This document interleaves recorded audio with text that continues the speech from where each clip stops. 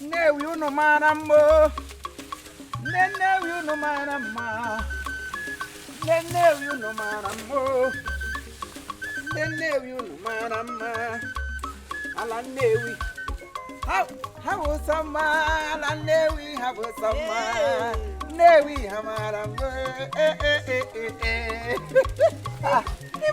nnewi unu mara mma nnewi unu mara mma I know.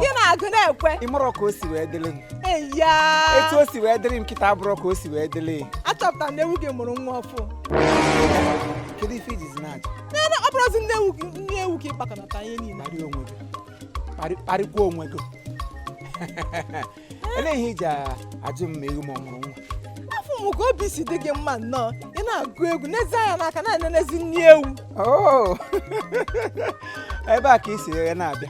Anyway, ị gaghị aghọta because asị onye ọ na-eme omume na-ebu obube onye ọ na-emekwere n'onyinye onye a na-achị ọchịchị ya wụta nna ha achị ugbu a ana m eje Nnewi ịma obodo Nnewi amaka there are so many philanthropists juru na Nnewi ha ka nkọ ihe m jiri gaji oye pieces ịbanye na Nnewi onye na-enye ibe na-enye ha nwere mmụọ eji enye nwanne ife onye Nnewi nye gị ife taa ịtụbara Chineke mma akwụkwọ ụmụnne ndị agara inye gị na-apịa aka Nnewi hụ gị n'anya ha hụrụ ya ala gị ma na-asa osikapa nwaanyị Nnewi ahụ eji iko siga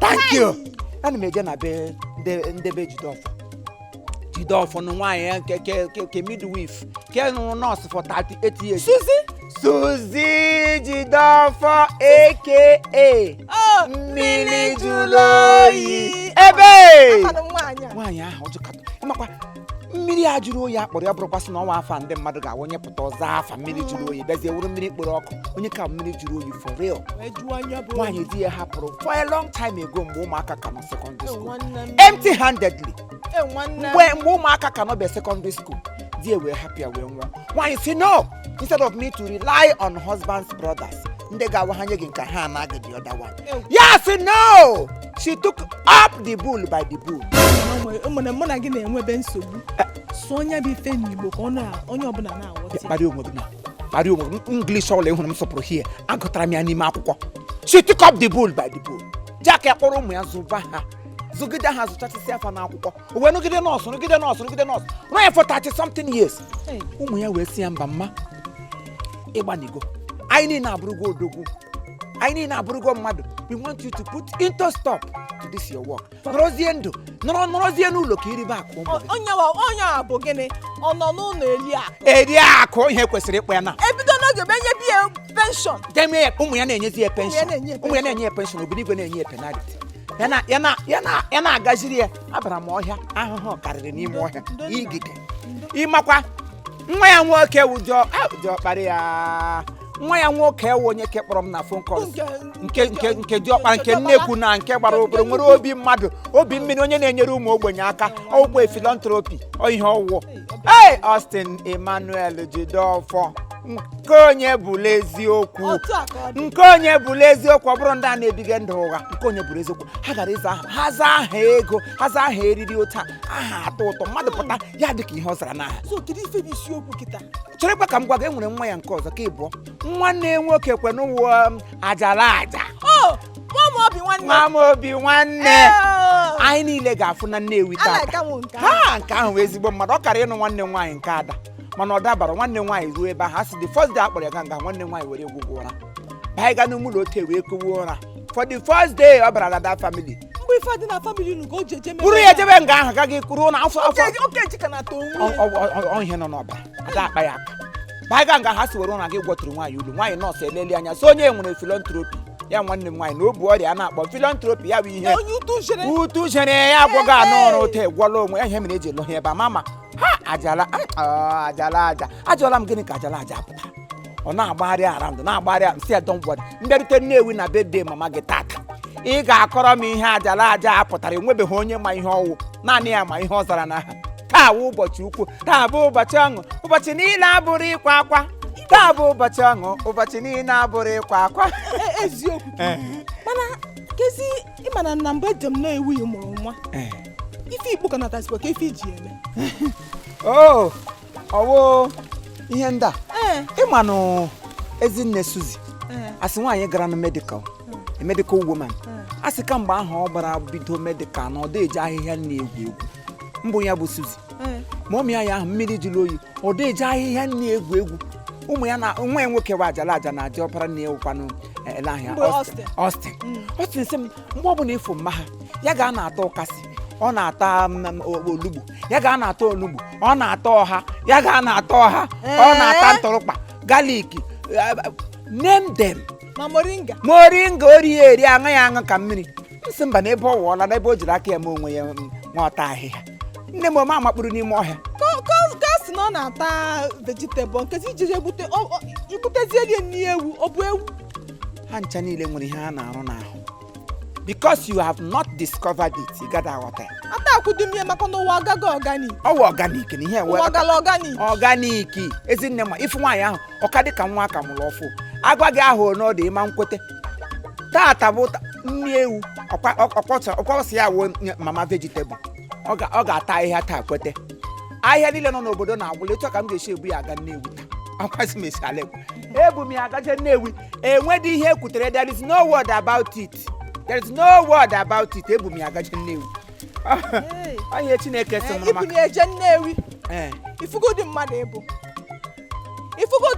a na-ekwu ọ dịka ụdị ọkpụlịkpọ bedde dị etu ụdị onwe ka isi wee takwunye m sị m Maggi na-amụkwa na-akwadokwa o na anyị ga-eje Nnewi o a sị na m ezuru oyi n'ụzọ ebe a isi azụ ụlọ pụọ gị bụ nwoke ajọ nwoke isi azụ ụlọ pụọ jebe Nnewi ana m esi otulu ụlọ nne gị apụ ana m esi m ọnụ ntụpịa nne gị apụ m gaba Nnewi ọ gbasara gị mụ na gị nwere Disemba pụọ kedu ihe gbasara gị gbasara Nnewi ajala aja ime onye ọwụ ama m onye ọbụ ọ sị na ime onye ọwụ ọ bụrụ nwaanyị mụrụ nwa na-amarị ya nụ nwaanyị ọbụla na-eje n'ụlọ ọgwụ na-amụ nwa na Nnewi malụ Suzy mmiri oyi onye ọbụla amalịa ama mmiri oyi ị ga-ama mmiri ọkụ n'abalị m ma ga-eshiri m n'ihu na get up behind me m were mma gbupụgo anyị ejesigo Nnewi si m n'ihu pụọ biko anyị ejesigo Nnewi ka ọ ga-esi je bịa ka ị gafelu ị na-aga na ke mmiri jiri oyi ọkụ ịfụ gị bụ nwoke ịgba njọ gụrụ onwe gị gbara njọ ịgbalụ njọ nke gị bịa ka ije nụnụ mụnwa ị chere iso m aga Nnewi ka ị ga medisa m oyi n'ọwụ nne gị kọwụ nna ime onye ajala aja awụ ife a dịka ọgbakọ ụmụ nwaanyị anụ ọfịa ka ị gbara kapụsụ ga zogbere m nwaanyị Chineke dịrị ndụ si ya mere m ebe dide ụmụ ya na-eleta ka ị ga were nzọgbu enyi mba ka nkọli ife mgba n'ụkwụ n'aka Suzy ka a mụtara ya ife gbara iche na nke mgba n'ụkwụ na nke Suzy na-eyi mgbe ọ bụ nọọsụ bụ na nke ya na-enwu ọcha Suzy kụziri anyị na ịpụta anyị nwee prekọshọn anyị yiri sefti shuu maka imerụ arụ na kapụsụ onye bụ sefti ị ga-aga na road safety ngwa ka ị gafelu lekwe m anya mara amala na akwa ka ịma lekwe anya m agwa gị mara amala na akwa akwa ije kpecha green ama egburukwa gị ka nga mburula ibu ma atọsịsị ya ọgọgọ wụsị ya na n'ebe a enweghị ihe afọ gịnị ka ihe afọ ị na-afụ bịara bifọ ịma na ana m adị ready for fight mgbe ọbụla ana m adịkwa ready for fight ọ bụ isi wee chie mụ na ya eme ya malụkwa amala na Nnewi gị na-eje osikapa nwaanyị Nnewi ahịa ejikwa iko siga amụ ya ma gị pụọra m n'ụzọ na pụọra m n'ụzọ pụọra m n'ụzọ Suzy awụkwa onye nsogbu Suzy kwa nwaanyị obiọma ụmụ ya niile okwu ụmụ ogbenye ka ha na-eleta burukwa nsogbu gị ugbu a ga-akwa ebe ndị ara ibe gị nọ ga-akwa gara ha betide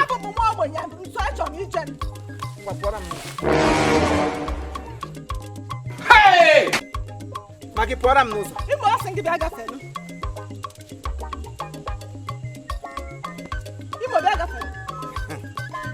ị na-achọ onye ga-egbu gị Ezinne Suzy andị ịhụnanụ na nkata ala ndị ala happy birthday tupu m egbuo mmadụ dọwara gị na birthday I don't want to commit murder because you are already a mother ewu mother Ezinne ka ewu happy birthday biko naragodo happy birthday ka ejide o nwere ike mgbuzie mmadụ nọrọ na nga eme birthday gị pụọra m n'ụzọ na lekwa ahịhịa nri kọma wepụ ụkwụ n'elu ahịhịa nri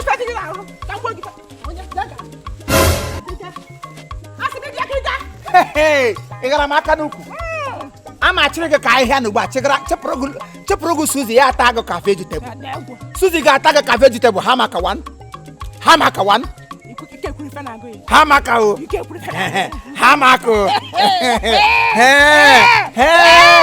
Iri na wala maka igileti mo. Adala mbiko. Igo na ya dubi gide ememe n'ezi. Biko bịa ịgawa nnewi ọzọ. Nwekpụta afịfịa. Ayọ ka mkpụta nke nọ na ya. Kpụta. Suzy, ị ga-atabụrụ ahụ na vegetable. Akwa asọ iwu nwata ahịhịa. Asị iwu vegetarian. Iwu lepego. Organic woman. Iwu igu. Ma akwụkwọ akpọ. Ma akwụkwọ unene ogiri isi. Tata. Ị tabụrụla ahụ na weekend. Nga ijeje na bego. Ngwa. Gịnị ka anyị ga-enye ya?